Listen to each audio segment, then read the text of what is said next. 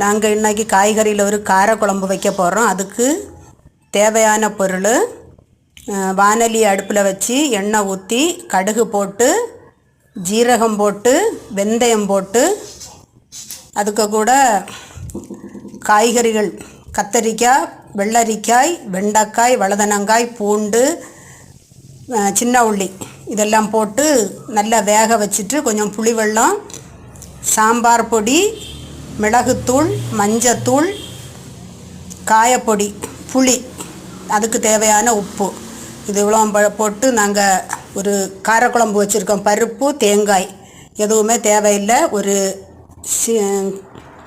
நமக்கு தேவைக்கு உடனே செய்யக்கூடிய ஒரு சைடிஷ். இது பிடிச்சிருந்தால் லைக் பண்ணுங்கள், ஷேர் பண்ணுங்கள், சப்ஸ்கிரைப் பண்ணுங்கள். இதை செய்து சாப்பிட்டு பாருங்கள். இது எம்மியாக இருக்கும்.